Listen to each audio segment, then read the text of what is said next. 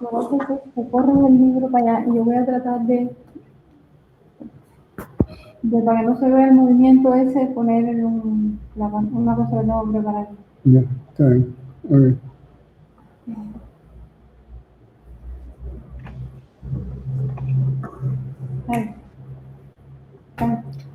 Sí, buenas tardes. Un saludo desde La Habana. Con su permiso, para que se me entienda mejor, comenzamos la tertulia. Me quito el nasobuco, como lo decimos en Cuba, mascarilla para nuestros amigos que nos ven fuera del país. Y bueno, un placer estar nuevamente desde la tertulia. Pedimos disculpas por comenzar un poco pasada la hora prevista. Es que ha fallecido aquí en nuestro país una querida colega muy cercana al periodismo, al mundo del periodismo en Cuba, Diana Lío Busquet, pues aquí le rendimos también un homenaje, joven además, en este momento es la directora de la editora Abril, de la Unión de Jóvenes Comunistas, y bueno, eso nos ha lamentablemente trastocado la agenda que teníamos prevista un poco, pero bueno, comenzamos. Nos acompañarán aquí hoy dos invitados que estuvieron en nuestra primera tertulia, Fernando Buenabat, destacado investigador, conocedor del mundo de la comunicación. Fernando va a estar desde Buenos Aires, ¿no? Y también va a estar con nosotros Pedro Santander, desde Chile, también destacado conocedor del mundo de la Internet, de la comunicación. Y acá en la Unión de Periodistas de Cuba, desde donde hacemos la tertulia, va a estar conmigo el colega Javier Gómez Sánchez, comunicador, realizador audiovisual y que también publica en diversos medios de comunicación cubanos. Bueno, el título que le hemos dado a esta tertulia es Estallidos Sociales, lucha ideológica, Cuba y América Latina.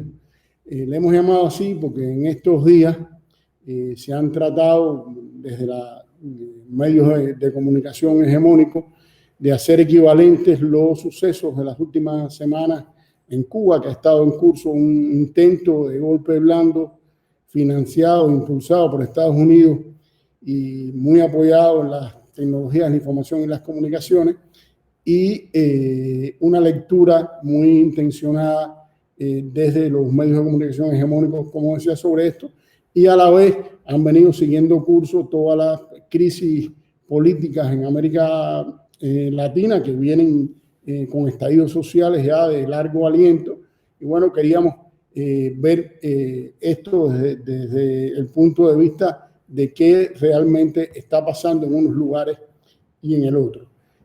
Para eso vamos a empezar por Fernando, que nos diga cómo está leyendo esto en los medios de comunicación hegemónicos desde fuera de Cuba, cómo estos sucesos lo ha visto, qué realmente él cree que haya pasado en América Latina y qué cree que esté pasando en Cuba. Entonces, adelante, Fernando, un abrazo de lado.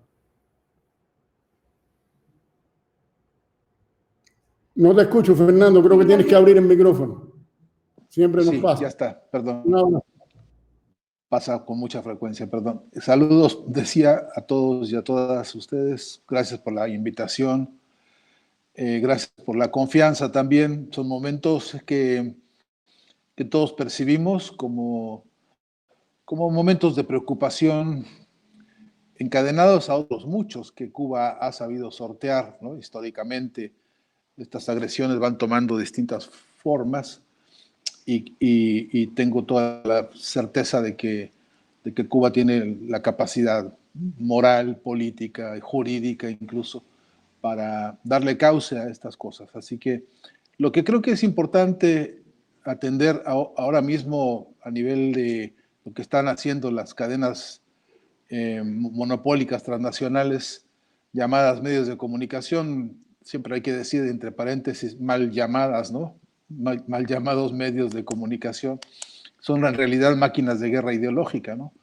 Y que lo que ha estado haciendo ahora es servir como caja de resonancia esta batería de ofensivas que salen desde Miami. Está clarísimo en el mapa, digamos, las trayectorias del discurso, lo que hoy algunos llaman la trazabilidad de la orientación de la ofensiva ideológica, se puede perfectamente identificar, porque hay varias pautas que son perfectamente legibles en esto. Por un lado, la estrategia sintáctica, cómo escriben ellos, cómo traducen ellos a papel, a imágenes, a discurso escrito, o incluso de reporteros que se hacen pasar por cronistas a veces, y van repitiendo en escala el mismo modelo narrativo que quiere encajonar a Cuba en una falacia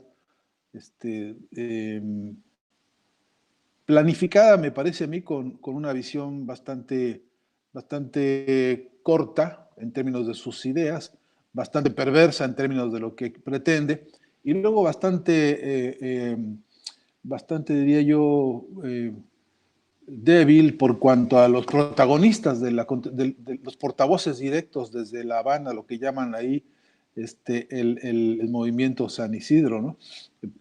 Una pobreza verdaderamente llamativa de los voceros, una incapacidad de articular un discurso claro, un juego de vociferaciones que más parecen bravuconadas de cantina en cualquier vieja película del oeste, que argumentos para un debate serio, ¿no?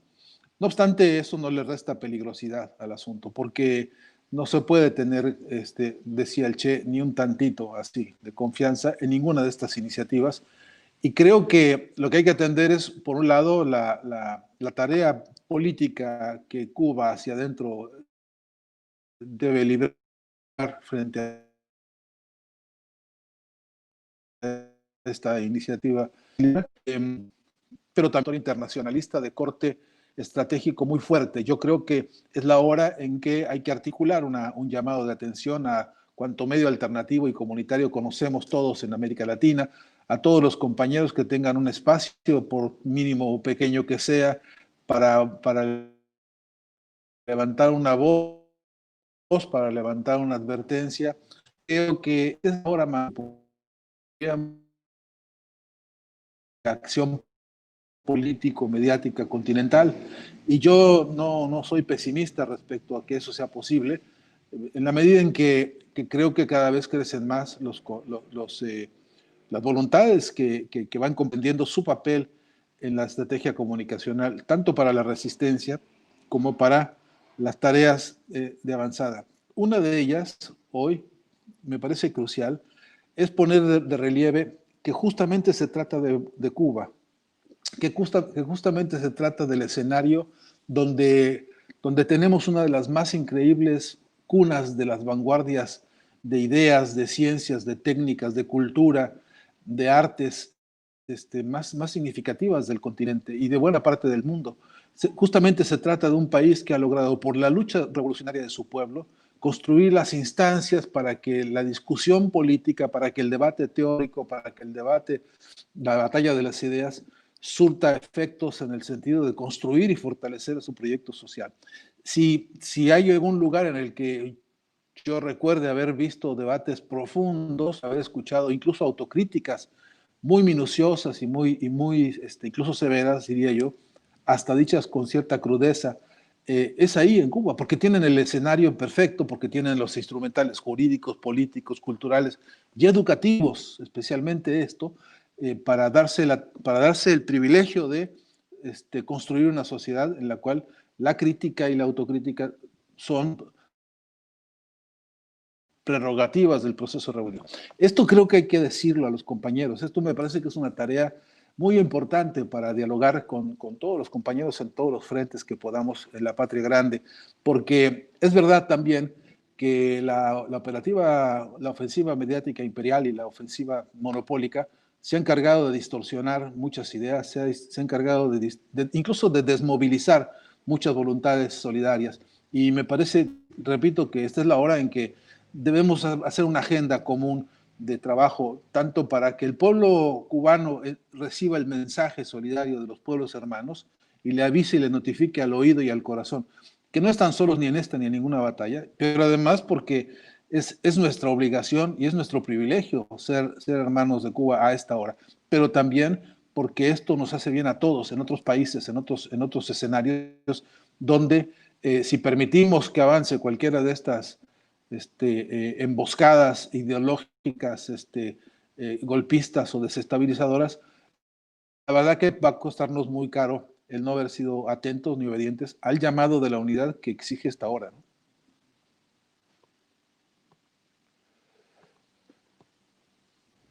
Gracias, Fernando. Yo propongo entonces que desde Chile Pedro nos dé su perspectiva.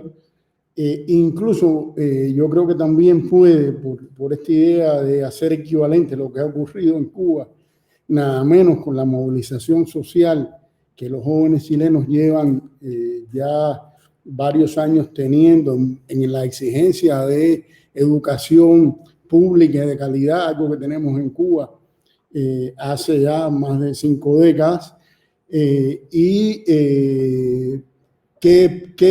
perspectiva él ve y qué sustento puede tener esta equivalencia, ¿no? Si tiene alguno. Adelante entonces, Pedro, gracias. El micrófono. ¿Me escuchas bien? Sí, perfecto. Gracias. Bueno, compañeros, compañeras, un gran saludo caluroso, primero que nada, a todos ustedes y a todas ustedes. Quisiera, antes de responder eso que decía, esa suerte de analogía que se pudiera hacer con Chile, retomar una o dos cosas que dijo Fernando. Efectivamente, Cuba se caracteriza, y si no, no hubiera podido resistir todo lo que ha resistido, por esa tremenda inteligencia que hay en la isla, ¿no es cierto? Hay una tremenda inteligencia colectiva, individual, de dirigentes, de las bases. Es una inteligencia tremenda que la isla ha logrado en estos años fortalecer, ha logrado madurar. Y eso es importante por lo siguiente, porque en este momento nos estamos enfrentando a un enemigo que tiene muchísimos recursos, pero menos inteligencia. Mientras que nuestro campo tiene muchísima inteligencia, pero mucho menos recursos. Creo que esa ecuación es importante de considerar. Te digo, cuando yo digo que el enemigo tiene muchos recursos y menos inteligencia, no los estoy subestimando de ningún modo, pero estoy, creo, haciendo una suerte de análisis histórico, en tanto los 60 años que ha logrado resistir la isla es porque no ha contado con tantos recursos, sino con mucha inteligencia, con Fidel a la cabeza, por supuesto. Entonces es una ecuación que tenemos que hacer cuadrar. Como hoy, frente a lo que viene y a lo que se nos viene, detrás de lo cual hay mucho recurso, no solo monetario como siempre ha habido, no solo propagandístico como siempre ha habido, sino también tecnológico, y tecnológico en la más sofisticada dimensión que uno se pueda imaginar. ¿Cómo frente a eso hacer una defensa desde y con nuestras inteligencias? Creo que esa es una primera ecuación importante que tenemos que hacer para hacer un análisis objetivo de cómo enfrentar la batalla. En segundo lugar, quisiera retomar algo que dijo Fernando, que me parece importante, pero quiero enriquecerlo en el siguiente sentido. Efectivamente, el reality show de San Isidro fue una cosa, una farsa muy, casi que ridícula, que no resiste ningún análisis serio y racional. Pero eso no significa que no sea o no pueda ser, esta vez no lo fue, pero que no pueda ser efectiva. En ese sentido, nosotros, los revolucionarios y las revolucionarios, que estamos muy acostumbrados al debate, a la crítica, a buscar, aplicarle inteligencia a lo que hacemos, no debemos subestimar aquello que nosotros vemos como chabacano, como de bajo nivel, porque justamente la comunicación no busca persuadirnos, no busca generar efectos mediante cuestiones racionales. La comunicación, cuando se usa para fines perversos, como lo hace el imperialismo, lo que busca es conectar con cierta audiencia. Y tú a veces conectas con cierta audiencia echando recursos a los más bajos, a las más bajas pulsiones del ser humano, o a la mentira. Por eso te digo, volviendo a lo primero, tenemos que usar nuestra inteligencia, sin subestimar al enemigo, para saber cómo hacer frente a ese tipo de ataques comunicacionales, que nos pueden parecer casi que ridículos, pero no por eso no los debemos ni subestimar, ni creer que no puedan ser efectivos. En tercer lugar, me gustaría señalar que creo que lo de San Isidro es un botón de muestra de lo que se viene el año 2021 para Cuba. Creo que el imperialismo que siempre experimenta con nuestros pueblos que quieren emanciparse, y siempre experimenta, hace ensayo y error, tienen recursos para eso, creo que ha encontrado una beta tecnocomunicacional, donde se usan una serie de recursos digitales, medios digitales, redes sociales, fake news, combinado con cierta agenda de la calle, que hay que mirar con atención, porque a la más mínima brecha que se detecte ahí, el ataque comunicacional, que ahora fue, yo diría que casi que experimental, va a ser profundo, sistemático y sostenido. Dicho eso, compañero, creo que hay que tener cuidado con algo que tú dices que es muy cierto. Que no se confunda lo que pasa en Chile, ese descontento social que lleva un año. Nosotros llevamos un año en batalla, desde octubre del año pasado, bueno, un año y 2, 3 meses, con toque de queda, con casi 500 mutilaciones oculares, con estado de emergencia constitucional, con militares en las calles, con una represión semanal, con 200 chicos que llevan más de un año preso sin cargos por haber participado de la revuelta, en cárceles con presos comunes. A pesar de eso, nosotros estamos resistiendo, y efectivamente lo que ha ocurrido en Chile ha generado, creo yo, en cierto nivel una suerte de onda expansiva que se expandió un poco a Colombia, un poco a Guatemala, un poco a Ecuador, de un descontento, y eso es lo que nosotros tenemos que comunicacionalmente saber, valga la redundancia, comunicarnos, que es un descontento contra los millonarios. Por eso no hay cabida, aunque comunicacionalmente puede tratar de manipularse, pero no hay cabida, y eso es importante que lo entendamos para que esto sea exportable, por ejemplo, a Cuba. Aquí el pueblo, la juventud chilena, se manifiesta en las calles a riesgo de su vida, a riesgo de sus ojos, a riesgo de la cárcel, contra el gobierno de los millonarios, de los multimillonarios, encabezados, como no, por Sebastián Piñera. Hasta hace poco, otro multimillonario gobernaba Argentina. Actualmente otro multimillonario gobierna Ecuador. Otro multimillonario hasta hace poco gobernaba Perú, etcétera. Esta es una rebelión contra lo que provocan los gobiernos de los multimillonarios. Los que tienen capitales en Panamá, en las Islas Caimán, en los bancos suizos, los que evaden impuestos. Ese es importante, me parece, como tópico de que hay que centralmente insistir en él para que no nos confundamos y no nos confundan. Esta es una protesta social extendida contra la desigualdad social, contra una de las educaciones más caras de América Latina, contra el único país del mundo donde el agua está 100% privatizada, 100%. Las aguas de río, de lago, el agua potable, está 100% privatizada. Donde tenemos la luz más cara del continente. Es contra eso que se ha rebelado este pueblo, contra el gobierno de los multimillonarios, estimado compañero. Muchas gracias. Ahora sí me escucho, porque tenía el micrófono cerrado. Rosa Miriam me ayuda aquí, nuestra vicepresidenta primera de la UPEC, Unión de Periodistas de Cuba, que está aquí a mi lado. Y entonces quiero darle la palabra a Javier para desde Cuba tener un punto de vista sobre estos mismos acontecimientos. Y bueno, Javier también, que es él mismo un artista, un creador audiovisual, nos pueda también sumar esta perspectiva que es uno de los temas que ha estado en el candelero en estos días. Entonces, Javier, te paso la cámara y te doy la palabra.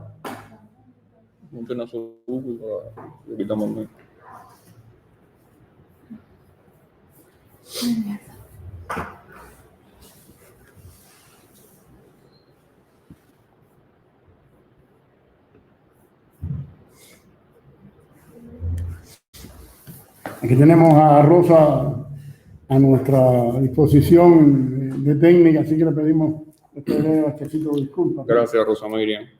Gracias, Joel. Buenas tardes a todos. Soy un seguidor de la tertulia desde el inicio mismo de este espacio y he sido testigo de todo el esfuerzo que se ha hecho por mantenerlo sistemáticamente en la medida que se ha podido en la pandemia y en otras situaciones, incluyendo esta transmisión. Y un saludo igualmente a la audiencia y a todos los invitados. A ver, son muchas cosas que habría que analizar, específicamente en el caso de Cuba, en esta intención de realizar un golpe blando, que es lo que se ha venido comentando en estos días en el caso nuestro. Han sido días muy intensos de información en cuanto a, o sea, diariamente el noticiero de televisión, especialmente el espacio estelar de las 8, ha emitido información sobre todo una cantidad de una cadena de sucesos que se han venido dando desde hace meses atrás.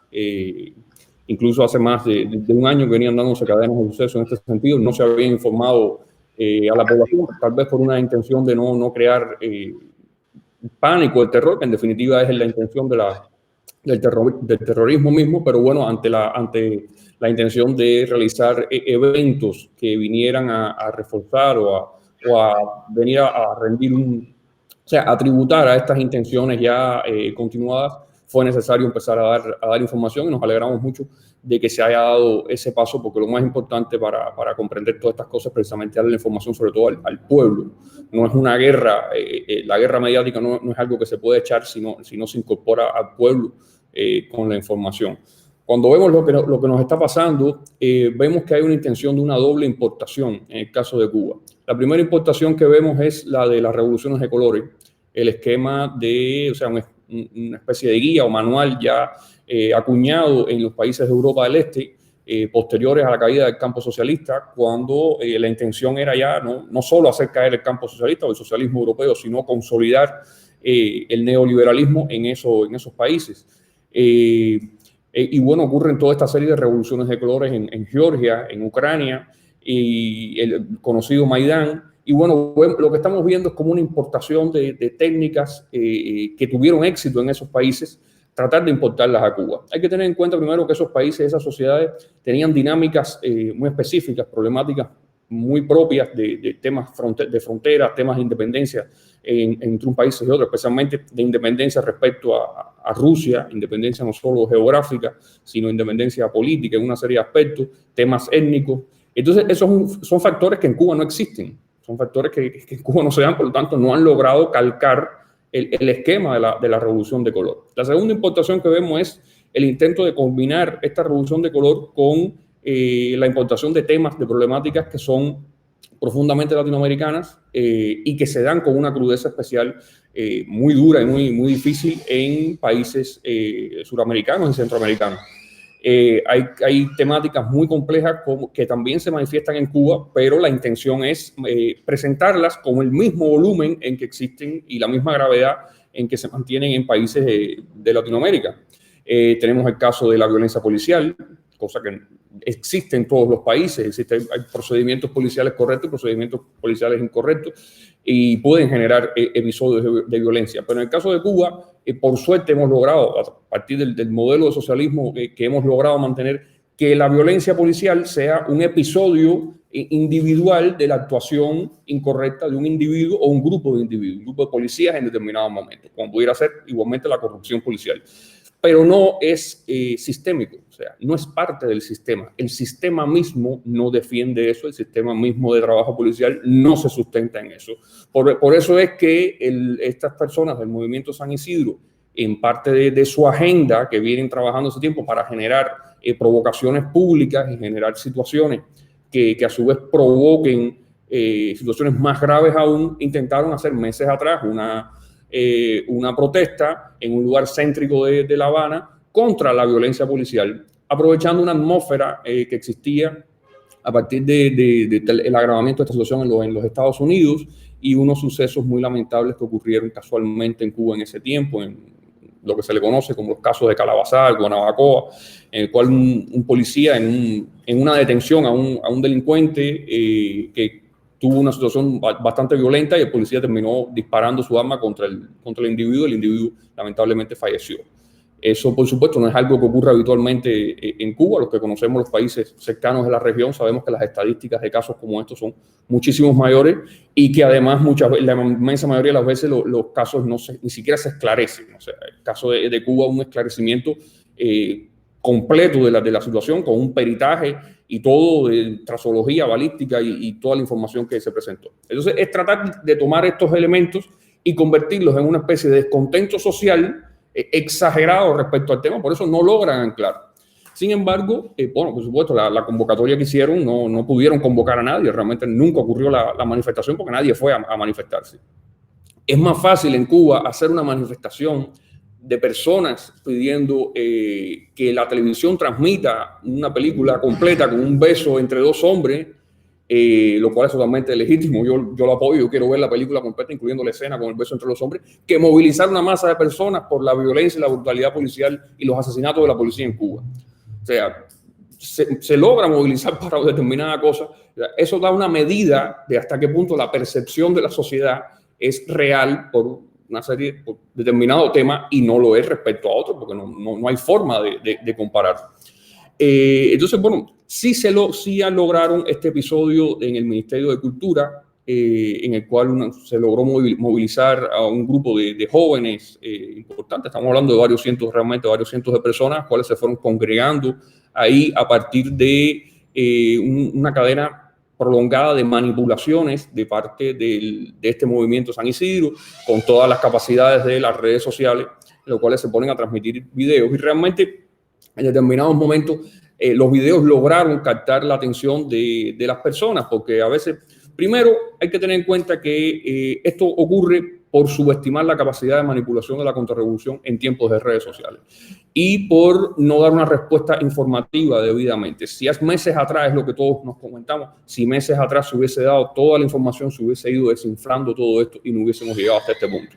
Pero bueno, las revoluciones nunca terminan de aprender. Hay que aprender hasta el último día, aunque sea tarde, y bueno, vamos aprendiendo, y lo que sí las personas están muy conscientes de que ha habido ese aprendizaje ha ocurrido y se ha convertido en información, un poco que es la vergüenza, ¿no? Como qué vergüenza para el imperialismo, diría Fidel, que haber logrado movilizar a un pequeño grupo de personas en un lugar del Vedado, de un barrio habanero, se haya convertido en horas y horas de información en el noticiero para todo el país. Entonces logran, a través de la manipulación, logran ir acumulando una serie de molestias, de descontentos en sectores específicos y sobre todo ir sembrando la idea de que se trata toda una cuestión de la libertad de pensamiento, de la libertad de expresión, del derecho a pensar distinto. Bueno, mire, pero aquí derecho a pensar distinto hay muchísimas personas que no simpatizan con el gobierno ni simpatizan con él. Nosotros hicimos aquí un proceso de debate de la Constitución que difícilmente se haga en un país cualquiera, no ya latinoamericano, cualquier país, difícilmente se tomaría el trabajo, el esfuerzo y además los recursos que costó ese debate nacional para la Constitución. Y en ese debate hubo una cantidad de personas, varios cientos de personas que levantaron su mano en reuniones, y se dio la estadística, que dijeron que no querían socialismo en Cuba. Es un indicador, o sea, hay una serie de personas que tuvieron esa libertad, lo cual es un número. Hay otros que lo mencionan también, que lo piensan. Hubo personas que no estaban de acuerdo con que el Partido Comunista de Cuba fuera el que dirigiera, y lo dijeron también. Y así, o sea, por lo tanto, pensar distinto no es un delito. En Cuba no es un delito. Igualmente, expresarse distinto no es un delito. Una cantidad importante de personas intelectuales publican en blogs, publican en páginas, publican en medios extranjeros. Ninguno ha ido preso por eso. Sin embargo, ya empiezan otras cuestiones, porque bueno, espérate, pero ¿qué libertad es la que usted está exigiendo? ¿Libertad de financiamiento de los Estados Unidos? Porque eso es otra cosa. Libertad de financiamiento a través de las fachadas que implementa los mecanismos de Estados Unidos para llevar ese dinero, eso es otra cosa también. Libertad de acción para pública, para la contrarrevolución, para generar disturbios en la tranquilidad del país, eso es otra cosa también. Entonces ahí entran otros términos. Libertad para generar situaciones que a su vez justifiquen una intervención armada de Estados Unidos hacia el país. Pero entonces, cuando uno menciona eso, dice, no, pero ustedes siempre están justificando todo con eso. Ustedes justifican la represión con esto de los Estados Unidos y con el tema de financiamiento estadounidense. Bueno, pero el problema es que estamos en Cuba. No estamos en otro lugar y vivimos una realidad en la cual no es exactamente la de otros lugares, con otras problemáticas. La principal problemática de nosotros es que la isla no se puede levantar en peso y mudar para otro lugar. A ver si nos alejamos de los Estados Unidos, tenemos que seguir pegados a ellos, porque el planeta está hecho así y ellos tienen su interés geoestratégico en nosotros y no lo han abandonado. Si acaso lo que han cambiado es la estrategia y el mensajero y los métodos, eso si acaso es lo que han cambiado.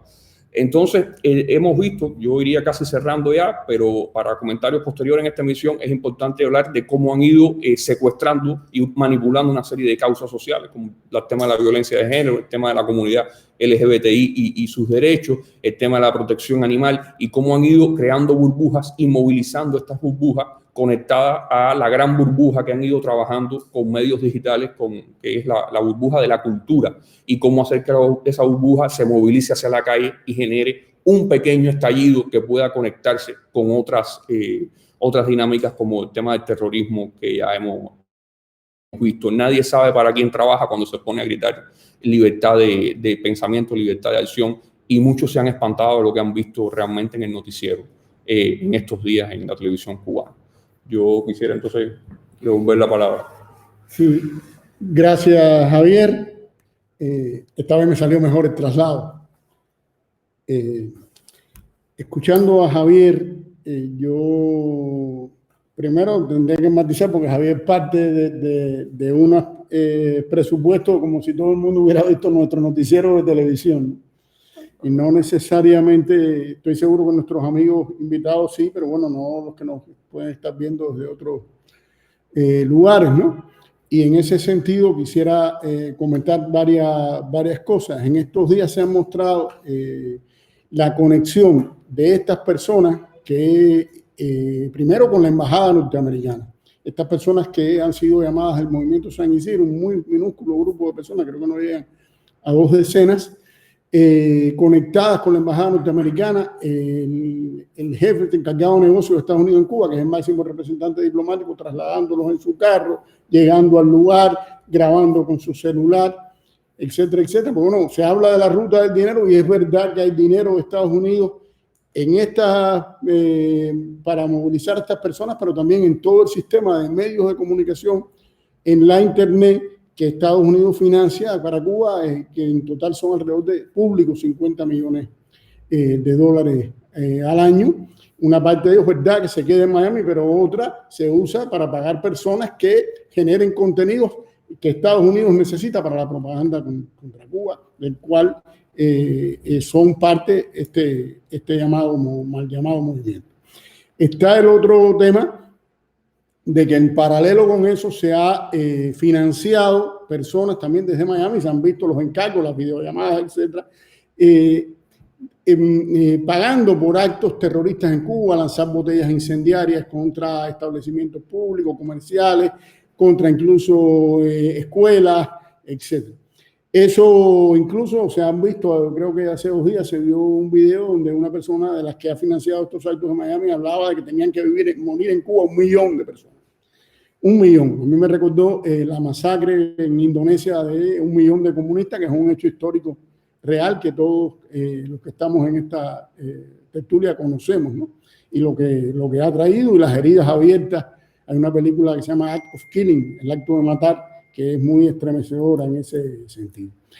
Y por otro lado, el hecho también de que tanto el gobierno actual de Estados Unidos, su secretario de Estado, el subsecretario, el secretario Pompeo, el subsecretario Michael Cossack, como el designado como asesor de seguridad nacional de Joe Biden, Jack Sullivan, se han pronunciado en apoyo a estas personas. O sea, creo que en un momento de cambio de gobierno en Estados Unidos pudiera parecer que nos vamos, como decía Pedro, nos podemos librar de esto con una nueva administración, que es cierto que no está tan dependiente de los sectores más extremistas que encabezan personas como Marco Rubio y otros congresistas en el sur de la Florida, pero este tipo de vocación por cambiar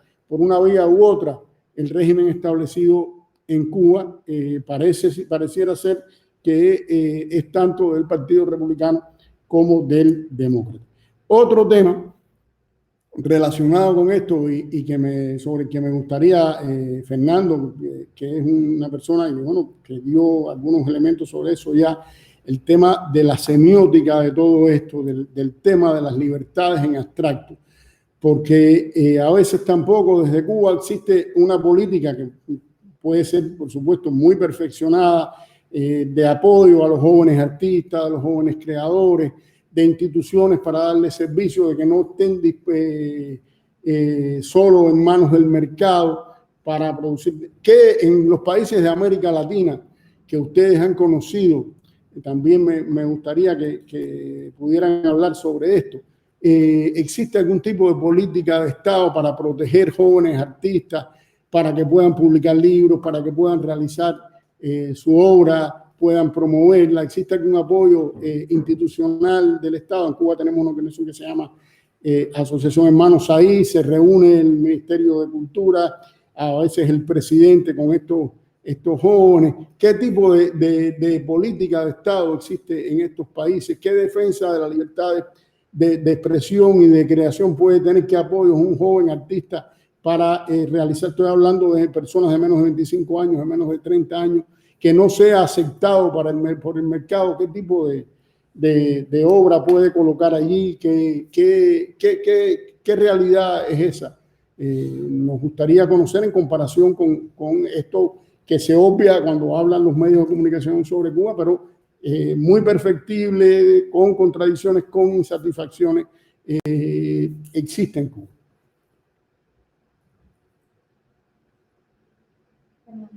Fernando, adelante.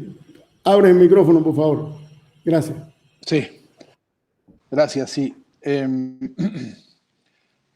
Por lo menos, tú sabes que yo trabajo en un instituto de investigación sobre temas de cultura y comunicación de la Universidad Nacional de Lanús. Ahí hemos venido haciendo un pequeño mapa de las políticas culturales vigentes en la región, en América Latina, tratando de caracterizar, hasta donde los recursos nos lo permiten, qué papel están asumiendo los estados frente a este tema tan complejo, tan difícil de definir, ¿no? Que es el fenómeno de la cultura. De qué manera están interviniendo algunos estados, incluso de manera crítica frente a los productos de la cultura, porque, por cierto, cuando uno dice cultura, podría caer en la trampa de pensar que es una especie de entidad intocable porque per se tiene unos valores supremos, o como si fuera un dios griego, ¿no? Que está por ahí flotando en el espacio y que nos arroja de cuando en cuando sus reflejos a la tierra.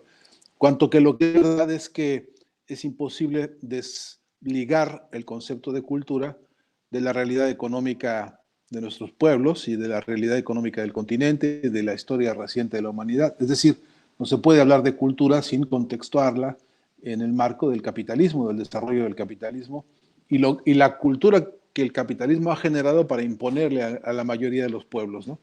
Decía el viejo Marx, la ideología de la clase que domina es la ideología dominante de una época, ¿no? Y eso en el campo de la cultura tiene muchas vertientes y variantes.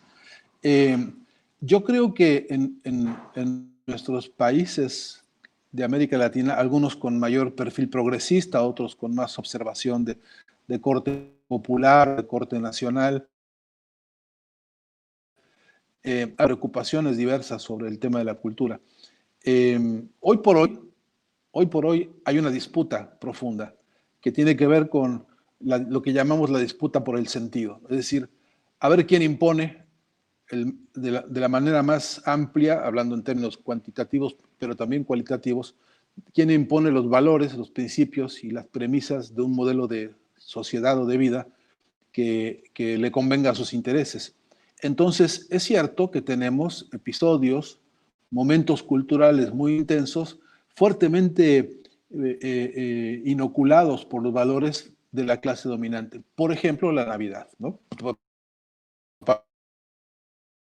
Caso en el que estamos hoy y que, por cierto, sirve también para aprovechar un plano de sensibilidades del que más adelante se podría hacer algún detalle, por cierto, de cómo se manipulan también se hipersensibilizan a los pueblos para después descargar sobre ellos algunas baratijas ideológicas. Humberto Eco a eso le llamaba también guerrilla semiótica, ¿no? En el sentido de la guerrilla que la dominación ejerce contra los pueblos y en el sentido también de algunas formas de la resistencia. Es decir, hay una, digamos, permanente ambivalencia en estos términos, ¿no? Pero quiero llegar al punto de tu pregunta, Hiroel, en la que lo que es verdad es que muy pocos gobiernos, y esto se ve en el producto, en el gasto y en el presupuesto de cada país, cuánto exactamente se dedica a eso que se llama cultura. De por sí ya es difícil ver cuánto se dedica al tema de educación en términos de gasto público y el déficit enorme que hay en todo el continente al respecto, pues simplemente porque tenemos, por ejemplo, tenemos muchos países en la región que todavía padecen la llaga profunda del alfabetismo, ¿no? Esto hay que decirlo algún día, al costo que sea. No es posible que siga habiendo gobiernos que puedan aceptar convivir en el paisaje del analfabetismo de los pueblos, incluyendo el analfabetismo funcional, que es aquellas personas que escasamente leen algo para leer justamente la basura informativa que le venden. En todo caso, este es un problema nuclear, el saber cuál es el gasto específico. La palabra gasto no es la mejor, la más feliz, por cierto. Algunos inducen y prefieren la de inversión, ¿no? En el caso de la educación y de la cultura. Ahora, también es cierto que no hay parámetros y no hay un protocolo serio de reconocimiento de los productos culturales en las distintas regiones del país.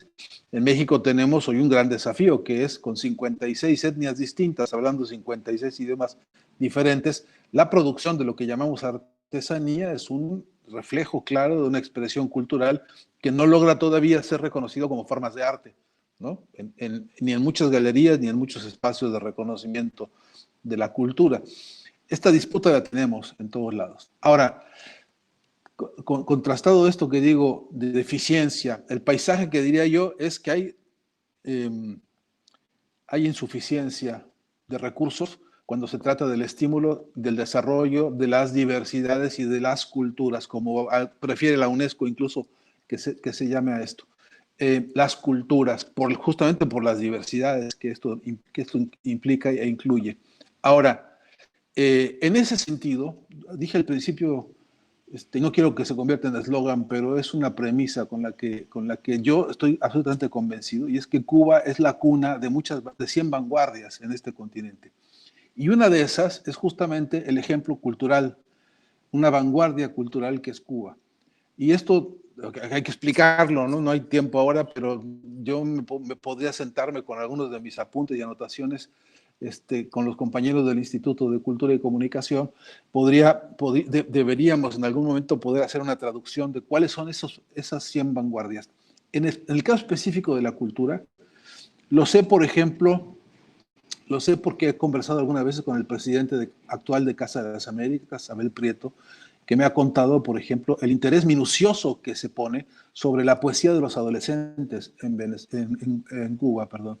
El interés profundo que se tiene por convocar a concursos, a participación de jóvenes escritores, ensayistas, novelistas, cuentistas y poetas, jóvenes hombres y mujeres cubanos que desde la adolescencia ya se estrenan y se entrenan en el campo de las letras. Ese esfuerzo no tiene parangón en muchos países, porque en realidad, ¿a quién le importa hacer un semillero de poetas? ¿Quién rayos se ha interesado por hacer un semillero de poetas adolescentes y luego publicarlos y luego mostrarlos y luego y luego ofrecerles conferencias, cursos, capacitación, acompañar su proceso de formación, además acompañarlos por los mejores referentes de la poesía y de la literatura que hay en este continente. Por ejemplo, lo he escrito y lo he publicado varias veces sobre Casa de las Américas, ahora que lo aludí, que también es uno de los grandes esplendores de vanguardia de la cultura desde Cuba y para el mundo. Solamente Casa de las Américas por sí sola ha hecho lo que no ha hecho creo que ningún ministerio o secretaría de Cultura y Educación en América Latina. No hay forma de comparar la cantidad de ejemplares, la cantidad de autores, la cantidad de fuerza, de inteligencia que se ha dado cita en Casa de las Américas para producir una difusión como lo que se ha producido en el continente entero. Y esto es un baluarte de indispensable mención y de indispensable estudio, porque si no hacemos algo para comunicar esto, entonces nos hacemos cómplices de la propia guerra, que es el silencio y el olvido y el abandono de los grandes logros. Puedo decir también que, por ejemplo, el trabajo, y también he escrito alguna cosa sobre esto, el trabajo heroico de los médicos cubanos, que también son el producto de una cultura solidaria y humanista, porque, para decirlo breve y pronto, cultura no es solamente aquello que se exhibe en una galería pictórica o en un concierto de música culta, clásica o como se le llame. Cultura no es solamente una conferencia con algún famoso literato, filósofo o escritor. Es que la cultura es este conjunto de los valores enraizados en los pueblos que producen acciones para la construcción del tejido social y para las relaciones de producción de esos pueblos. Y en ese sentido, de ese baluarte cultural que ha sido el pensamiento humanista martiniano, por ejemplo, el pensamiento, incluso la voz sonora y profunda de Fidel, preocupado siempre porque la cultura sea palanca educativa para el mundo. Bueno, pues ahí en ese caldo de cultivo de pensamiento humanista surge, por ejemplo, el desarrollo científico y la medicina con la que Cuba ha obsequiado al mundo un ejemplo solidario que recorre todos los continentes y que, bueno, más de una campaña ha habido en términos de proponer esa herencia y esa construcción de cultura cubana solidaria y humanista como premio Nobel, que modelice pues esta actitud. De modo que, para redondear un poco la idea con tu pregunta, Iroel, creo que por eso también Cuba es una vanguardia, y en tanto que vanguardia va adelante de otros muchos países, y no por esto hago una comparación odiosa que por poner el privilegio de un ejemplo anule o niegue o excluya los logros que se han tenido en otros países. Cuando hablemos de otros países quizá podamos detenernos en otros casos, pero hoy por hoy hay que decirlo, este país, esta Cuba, desde esta isla, con el agobio y el acoso que ha sufrido durante todas estas décadas, esta Cuba que ha sido valiente y firme y clara en la resistencia como en la creación, es la Cuba que, repito, ha sabido ser eso, es una cuna de vanguardias en un montón de sentidos. Y te repito, no quisiera que se volviera esto eslogan, pero me gustaría que fuera un corpus de estudio, ¿no? Un cuerpo de ideas en las que se transparentara efectivamente el esfuerzo político de una revolución, el significado profundo y claro y sensible y hondo que es una revolución que puso en marcha el desarrollo de un pueblo a través de todas sus formas de expresión en los que se expresa pues la llamada cultura. Y en eso no tengo la menor duda de que tenemos un trabajo que hacer. ¿Acaso en la lista de algunas críticas fraternas habría que decir que críticas y autocríticas, ¿no? Yo me la asumo primero que nada, si es que hemos sido suficientemente capaces de hacer el trabajo incluso didáctico, pedagógico, de explicar estas 100 vanguardias, de hacer la lista y de hacerlas visibles para que no quede ninguna duda frente a esto. Porque yo ahí creo que en la medida en que seamos capaces de mostrar con contundencia, con firmeza, con profundidad todos estos logros, en esa medida se va haciendo más chiquita la capacidad que tenga cualquiera de atacar a Cuba en ese sentido. Ahora, también quiero decir que no es cuestión solamente de discutir la gran riqueza del contenido. A esto les importa un pepino el contenido y la significación, porque de lo que se trata es de golpear y golpear y golpear a cualquier costo y como sea. Y vender y fijar un principio de ideas, fijar un principio de sentido, que sea el sentido que quiere limar o mellar el proyecto revolucionario de Cuba. Creo que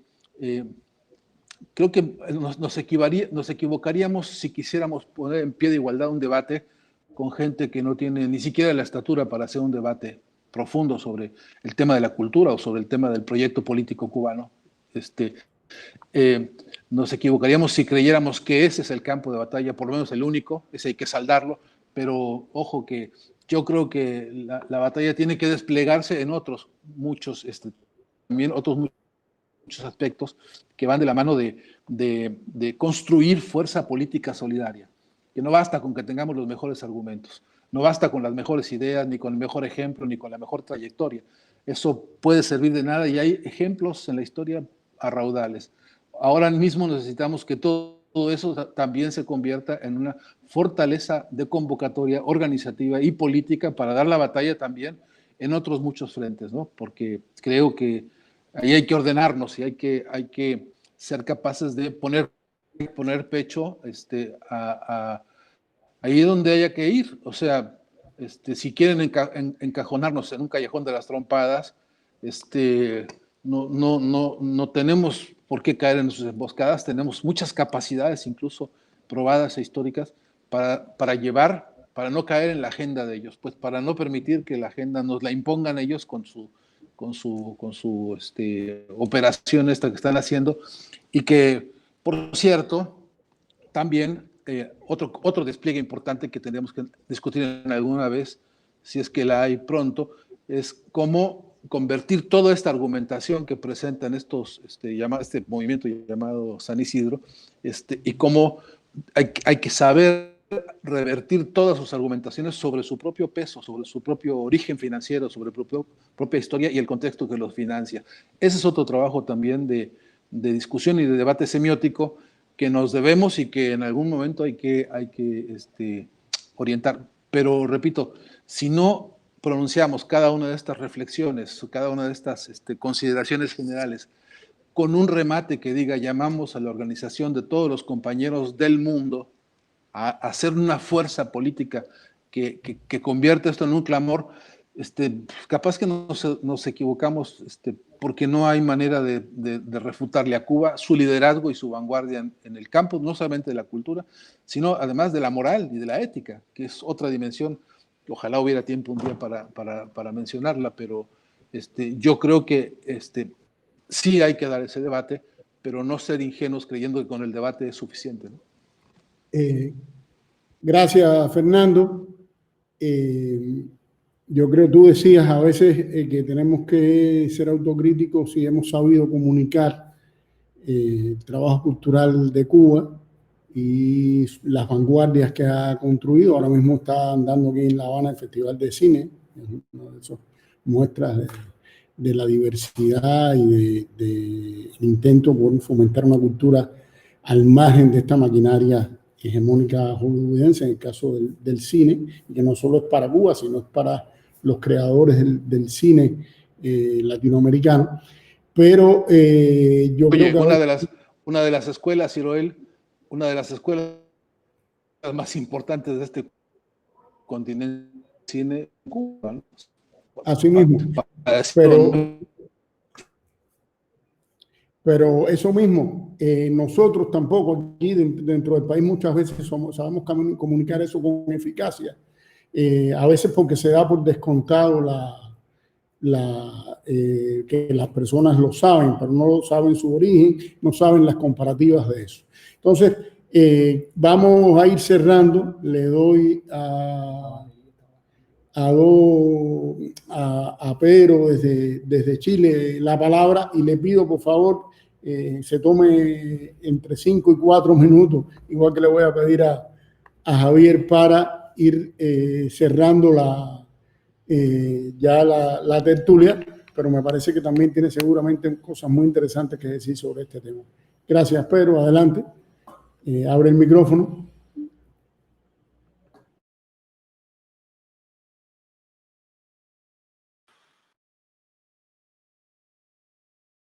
¿Me escuchas, compañeros, no?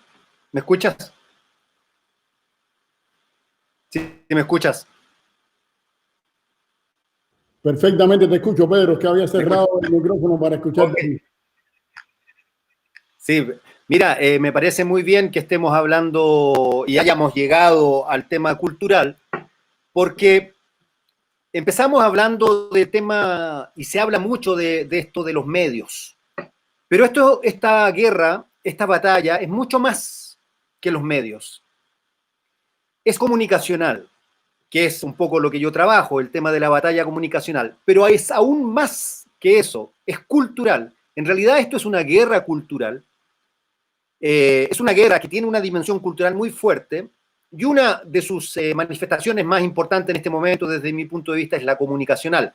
Pero cuando Fidel hablaba de la batalla de las ideas, nos estaba hablando de esta guerra cultural. Entonces me parece muy bien que hayamos llegado de lo medial a lo comunicacional y de lo comunicacional a lo cultural, ¿no? Y terminamos hablando de eso porque ahí estamos nosotros. Lo que pasa que, claro, hay una entrada fuerte, importante hoy en día, que es la comunicacional. Me gustó mucho escuchar a Javier, que nos hablaba de un poco de lo que se habla, de las preocupaciones en el ámbito de lo cultural en Cuba. Creo que es importantísimo considerar esos temas que también son ondas y olas mundiales, que son los temas de género, que están ligados a las expresiones. Eso me pareció muy importante. Y quisiera yo señalar lo siguiente para cerrar, compañeros y compañeras. Escuchando todo esto y todo el ataque del que somos objeto, dos cosas. Una que digo más de una vez, es importante no solo hablar del enemigo, es importante hablar de nosotros.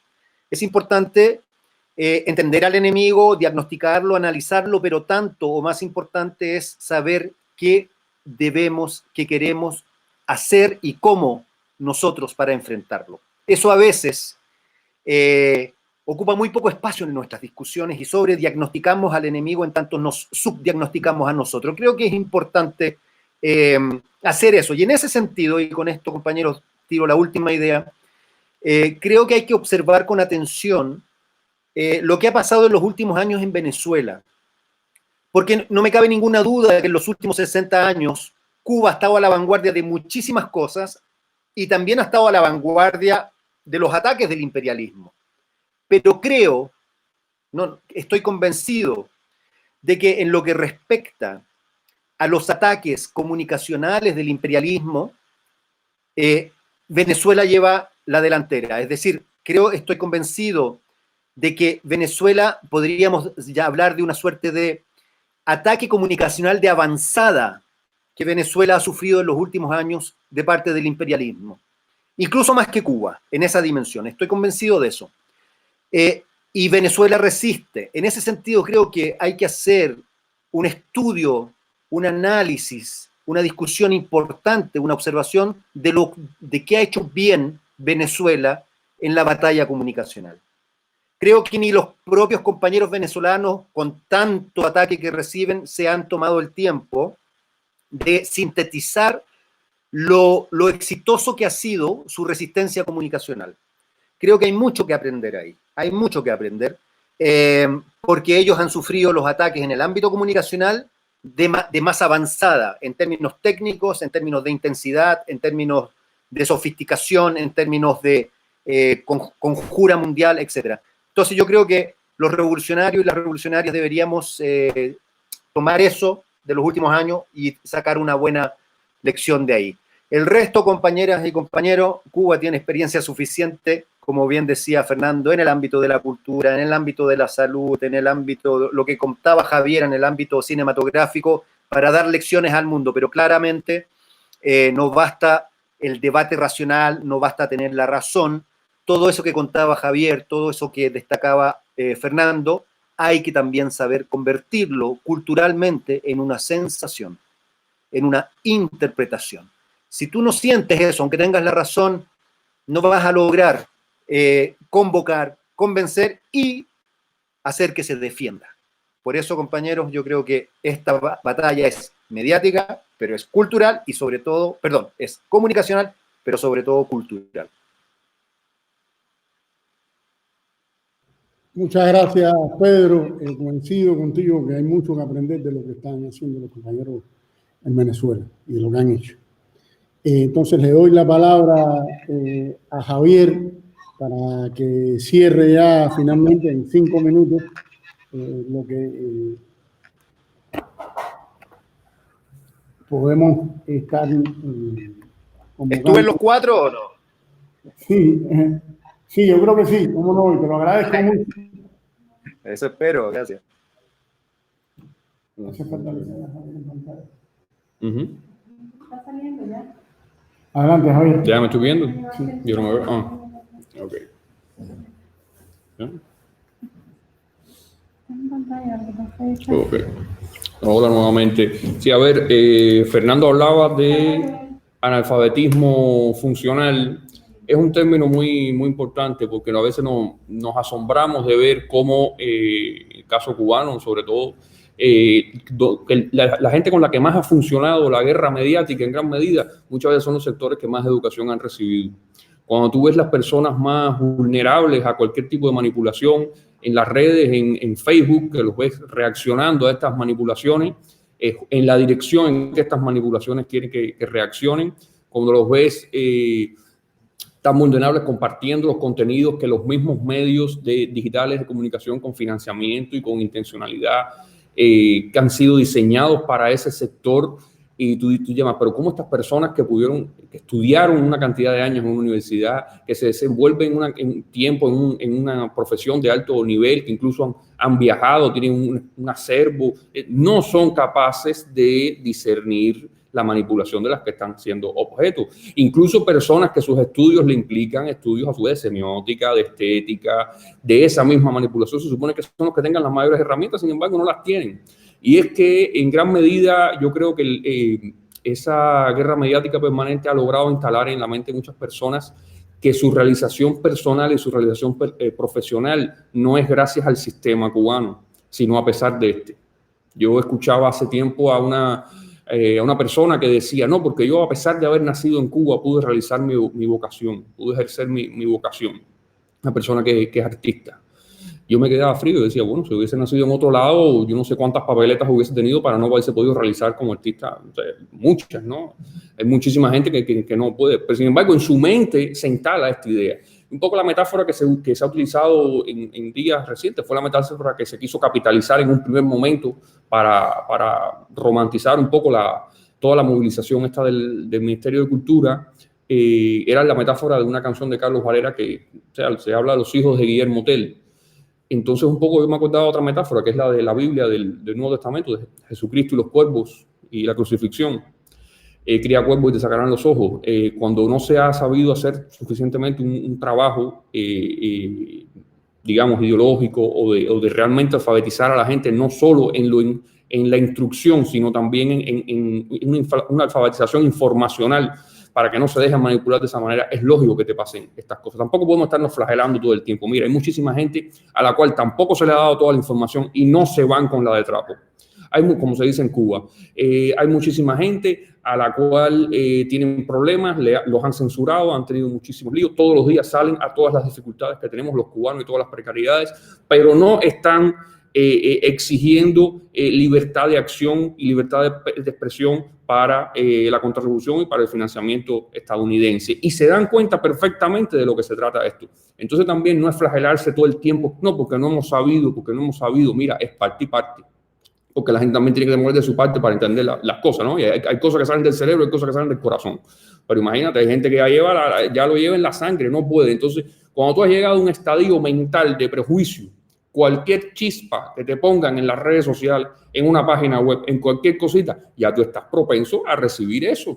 Entonces hay un tema que es ya la cultura como algo individual, la cultura que uno lleva dentro. Si usted lleva una cultura de resentimiento contra la Revolución Cubana, de envenenamiento contra la Revolución Cubana, de creer que la Revolución Cubana es la desgracia más grande que le ha ocurrido en su vida, a pesar de que si usted hace un análisis probablemente de 3 generaciones atrás en su vida, usted sea el más beneficiado en 3 generaciones, Bueno, le pongan la información o la preparación que le pongan, usted ya va a estar más propenso a cualquier manipulación del enemigo que cualquier mensaje racional que nosotros le queramos enviar.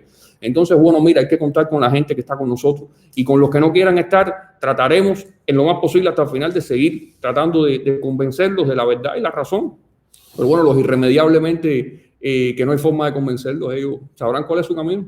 Eso yo creo que es todo lo que debemos decir. A ver, me parece que se han dado distintas aristas. Yo creo que de todos modos, por suerte, las redes sociales no son la realidad. E incluso puede haber, como Javier describía, Fidel le llamaba eso en la entrevista con Ramonet, puede haber reflejos condicionados en las personas a partir de repetir y repetir lo mismo. Yo decía el otro día en un programa de televisión que en España es el país con más artistas presos en el mundo. Este año se sancionaron en la cárcel 2 raperos. Tengo un amigo que es actor muy importante, que hacía 8 o 9 películas al año y varias series de televisión, y desde que se puso a defender a Cuba no ha podido trabajar en ninguna otra. Pero eso no motiva en las personas que salgan a la calle a protestar, incluso las personas del mundo del rap o las personas del mundo del cine, porque hay un reflejo condicionado que la censura no es allí, la censura es en Cuba, es en Venezuela, pero de todos modos eso no es la realidad, lo que pasa en las redes sociales, aunque se trata, no la contrarrevolución, porque en Cuba yo coincido con la tesis de que la contrarrevolución no existe, lo que existe es el imperialismo norteamericano y gente pagada por esto, ¿no? Y esa inducción que es muy notable en las redes sociales, por un lado, con aterrorizar y demonizar a cualquiera que tenga una posición crítica sobre eso, y por otra, amplificar a quien hace sinergia con esa maquinaria, busca también no mostrar a que tiene una opinión diferente, y por tanto se crea esa sensación. Pero yo creo que hay una mayoría de personas críticas, hay una mayoría de personas con un pensamiento propio que no es lo que vemos en las redes sociales, pero que es lo que sostiene este país, lo que también sostiene el trabajo de la cultura de este país, de las instituciones que forman y continúan formando miles de jóvenes artistas y graduándolos en el fenómeno de la educación artística en Cuba, que es único en el mundo y que sigue haciendo que los cubanos nos sintamos vivos, a pesar de toda la situación y todas las carencias que se nos tratan de imponer por la política de Estados Unidos. A mí me parece valiosísimo lo que ha dicho Fernando, lo que ha dicho Pedro, lo que ha dicho Javier, porque nos han dado un acercamiento múltiple. Ojalá quienes nos hayan visto, quienes nos puedan ver ahora, porque esto se queda en el Facebook y en el YouTube de Cuba Periodistas. También lo compartiremos en la Pupila Insomne, tendremos la transcripción en poco más de una semana, pero creo que por lo menos hemos tratado de dar una arista contracorriente de lo que ha sido la maquinaria hegemónica sobre este tema.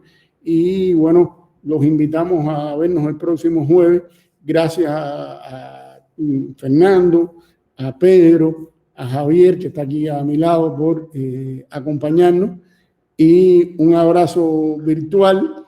Gracias a Rosa Miriam, también, que está aquí a mi lado ayudándome con la técnica.